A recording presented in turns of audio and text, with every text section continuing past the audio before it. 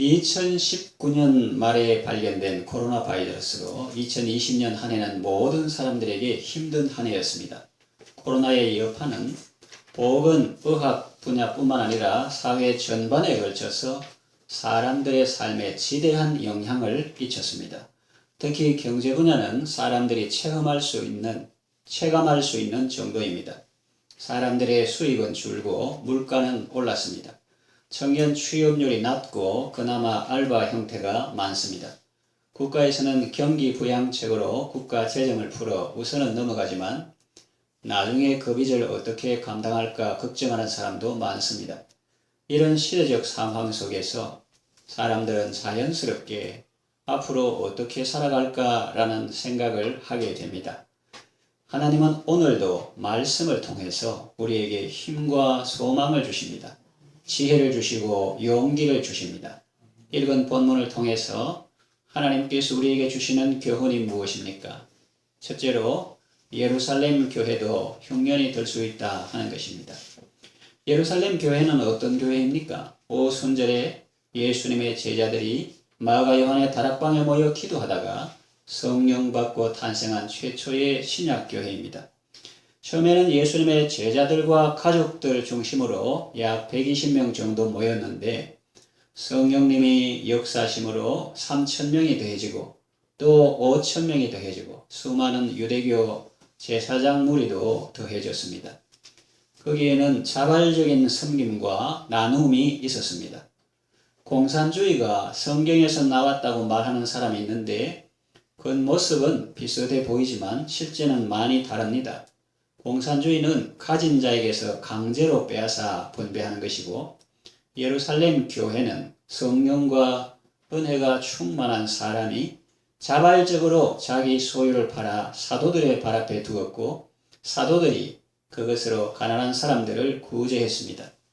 그분들의 예배와 삶은 사도행전 2장 마지막 부분에 잘 나타나 있습니다. 사도행전 2장 44절에서 47절 보면 믿는 사람이 다 함께 있어 모든 물건을 서로 통용하고 또 재산과 소유를 팔아 각 사람의 필요를 따라 나누어주며 날마다 마음을 같이하여 성전에 모이기를 힘쓰고 집에서 떡을 떼며 기쁨과 순전한 마음으로 음식을 먹고 하나님을 찬미하며 또 온 백성에게 칭송을 받으니 주께서 구원받는 사람을 날마다 더하게 하시니라 그랬습니다.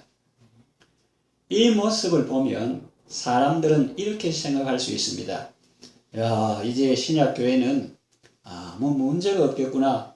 그 유명한 사도 베드로가 있고 또 예수님의 육신의 동생인 야고보도 있다. 성령과 지혜가 충만한 7 집사도 있다.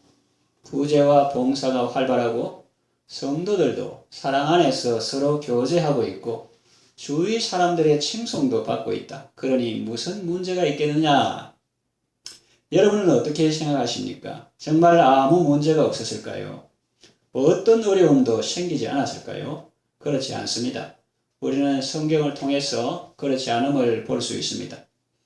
스데반 집사님의 죽음과 함께 박해가 일어났습니다. 예루살렘에서 사이좋게 재미있게 지냈던 성도들은 세계 각지로 뿔뿔이 흩어졌습니다.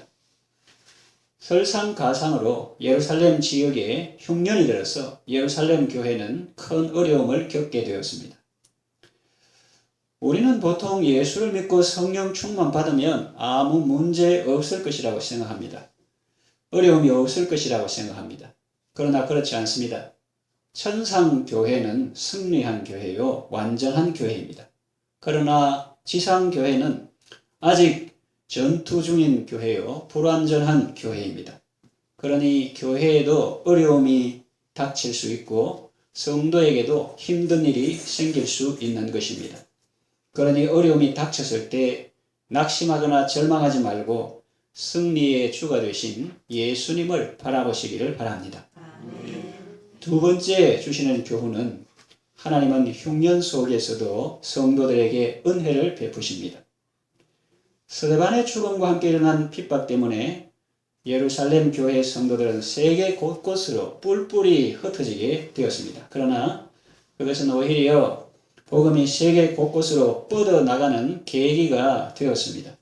민들레꽃이가 바람 타고 흩어지듯이 예수님의 제자들은 세계 곳곳으로 흩어져서 복음을 전했습니다.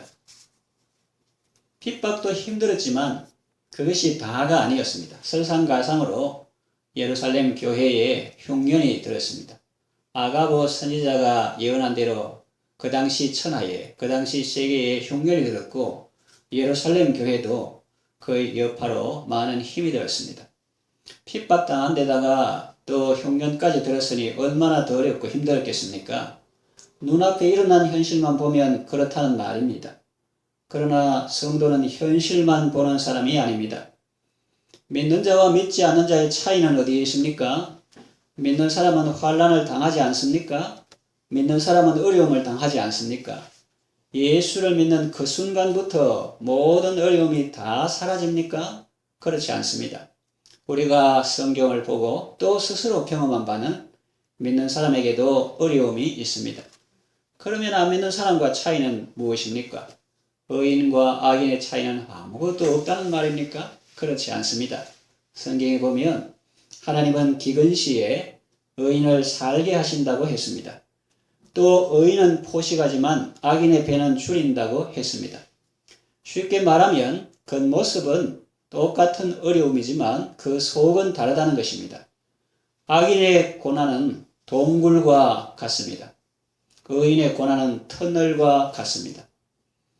그는 비록 사망의 음침한 골짜기를 통과할지라도 해를 두려워하지 않을 것은 주께서 함께 하시기 때문입니다.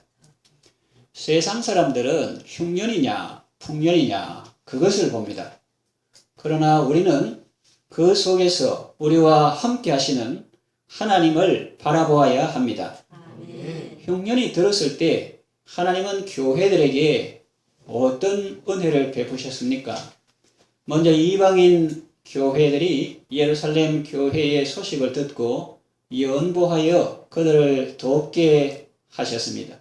1회가 아니고 사도 바울은 계속 전도 여행을 다니면서 이방인 교회들을 순회하면서 그들의 사랑과 정성이 가득 담긴 연보를 받아서 그것을 예루살렘 교회에 전달하는 내용이 사도행전에 나오고 있습니다. 또 예루살렘 교회는 이방인 교회들 때문에 외롭지 않았습니다. 춥고 배고프게 지내지 않았습니다. 이방인 교회들에 대해 감사하는 마음으로 가득했습니다. 이방인 교회들이 예루살렘 교회를 도울 수 있었던 것은 그들이 넉넉하고 풍족해서가 아닙니다. 그들도 어려움 가운데 있었습니다. 사도 바울이 말한 바와 같습니다. 고린도후서 8장 2절에서 5절에 보면은 이 환난의 많은 시련 가운데서 그들의 넘치는 기쁨과 극심한 가난이 그들의 풍성한 연보를 넘치도록 하게 하였느니라 하면서 내가 증언하노니 그들이 힘대로 할 뿐 아니라 힘에 지나도록 자원하여 이 은혜와 성도 섬기는 일에 참여함에 대하여 우리에게 간절히 구하니 우리가 바라던 것뿐 아니라 그들이 먼저 자신을 죽게 드리고 또 하나님의 뜻을 따라 우리에게 주었도다. 이렇게 하면서 마게도냐 교회의 예를 들어서 고린도 교회에 설명하면서 그분들이 물질만 드린 것이 아니라 먼저 자신을 죽게 드리고 또 하나님의 뜻을 따라 우리에게 주었도다. 그렇게 말하고 있습니다. 물질이 차고 넘쳐서 풍성한 연보를 넘치게 한 것이 아니라 성령 받고 은혜를 받아서 기쁨으로 섬겼던 것입니다. 예루살렘 교회는 당시 여러 교회들 중에서 어머니 교회와 같았습니다. 그 교회 출신들이 나가서 다른 지역의 교회를 개척했기 때문입니다. 예루살렘 교회는 신령한 것으로 이방인 교회를 섬겼습니다. 말씀으로 그들을 섬기고 복음으로 그들을 섬겼습니다. 이방인 교회는 물질로 예루살렘 교회를 섬겼습니다. 사랑으로 섬기고 연보로 그들을 섬겼습니다. 하나님은 어려움 가운데서도 교회들이 서로 하나가 되게 하셨습니다. 예루살렘 교회는 이방인 교회들을 무시하지 않게 되었고 보통 유대인들이 이방인을 많이 무시하고 지옥될 감이라고 놀리고 감사할 때 그냥 자기하고 하나님하고 관계만 감사하면 될 건데 저 이방 죄인과 같지 않음을 감사합니다. 이렇게 꼭 비교해서 말하고, 그런데 예수 믿는 이 기독교 공동체 안에서도 은연중에 그 유대 율법에 매인 사람들이 있어서 이방인 교회를 좀 무시하는 그런 경향이 있었는데, 그러나 이런 서로 돕는 것을 통해서 이방인 교회들을 무시하지 않게 되었고 오히려 그분들에게 감사하게 되었죠. 또 이방인 교회는 예루살렘 교회를 도울 수 있어서 기뻤고 자기들을 신령한 것으로 섬겨준 그들에게 물질적인 것으로 보답할 수 있어서 좋았습니다. 세상은 흉년이 들면 이제 죽었다 하지만 하나님은 그런 어려운 현실 가운데서도 우리에게 오히려 소망을 주시고 더욱 아름답고 더욱 건강하게 세워지도록 역사하시는 것입니다. 속 좁은 사람이 아니라 품이 넓은 사람으로 세우시고 자기만 아는 사람이 아니라 다른 사람을 생각하며 배려하는 사람으로 세우시는 것입니다. 당시에 전 세계 교회에서 일어났던 일은 오늘 한 교회 안에서도 일어날 수 있습니다. 세상은 살기 어렵다고 하는 환경이지만 하나님은 그 속에서도 성도들에게 은혜를 베푸시며 하나님의 나라를 세워 가십니다. 그러니 환경만 보고 낙심하지 말고 주님이 가르치시는 곳을 바라보며 주님이 기뻐하시는 일을 기쁨으로 수행하시기 바랍니다.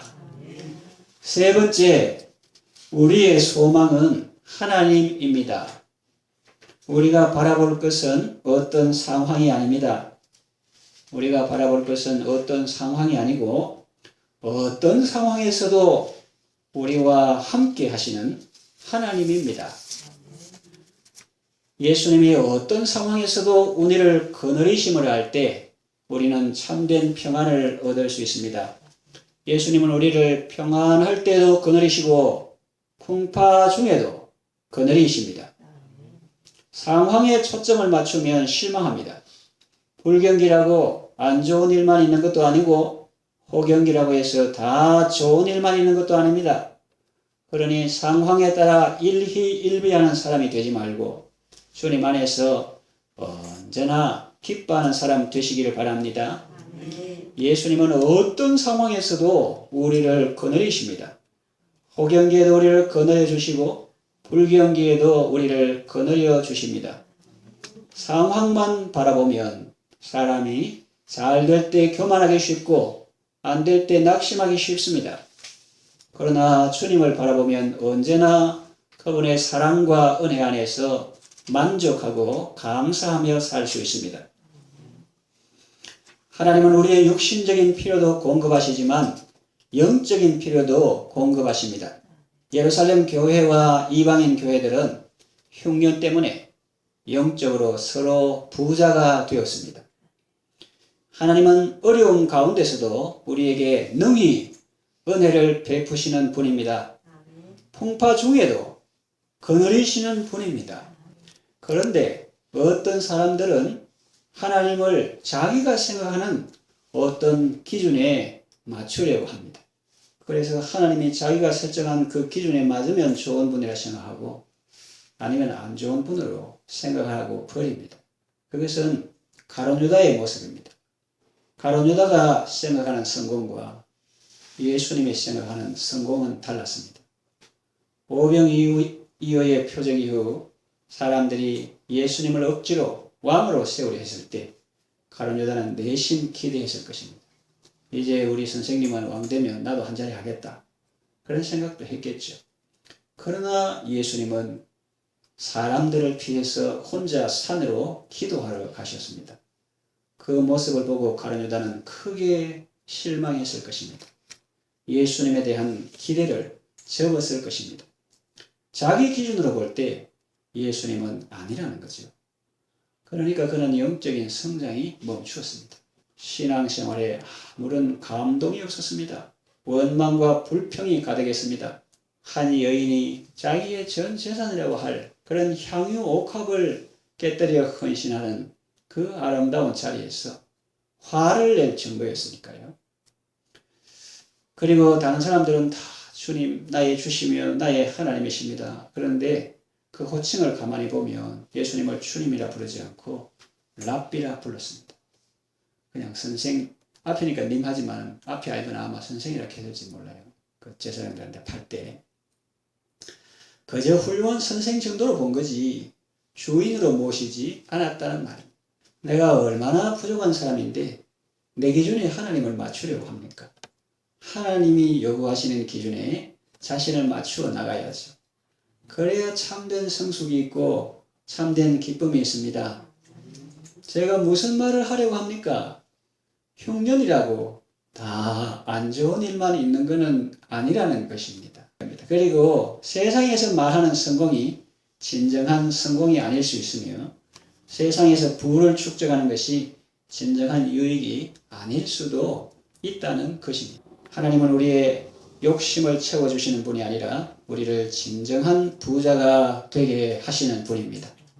하나님은 사람들이 어려움을 통해서 서로 사랑하고 하나 되고 영적으로 건강해지는 것을 기뻐하시는 분입니다.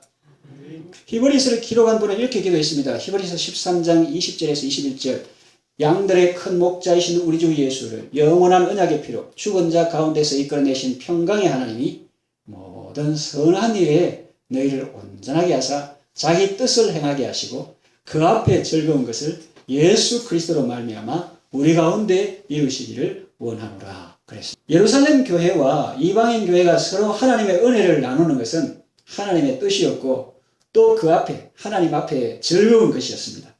저도 그런 일들이 우리 가운데 많이 일어나기를 바라며 매일 새벽 기도하는 내용들 중에 이 기도도 포함되어 있습니다.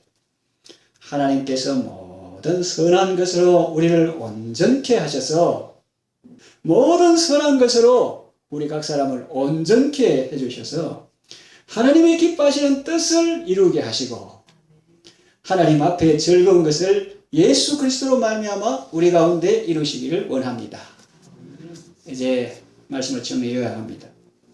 예루살렘 교회에도 흉년이 올 수 있습니다. 예수님을 믿는 사람에게도 어려움이 올 수 있습니다. 그때 환경을 바라보고 낙심하지 마시고 주님을 바라보고 은혜를 받으시기 바랍니다. 그 어떤 상황이 우리를 살게 하는 것이 아니라 어떤 상황에서도 우리와 함께 하시는 하나님이 우리를 살게 하시기 때문입니다. 하나님은 흉년 가운데서도 우리에게 은혜를 주십니다. 나눔과 섬김의 복을 주시며 사랑 안에서 천국의 기쁨을 맛보게 하십니다. 그러니 어떤 상황에서든지 우리와 함께 하시는 주님을 바라보며 믿음으로 승리하는 여러분 되시기를 바랍니다.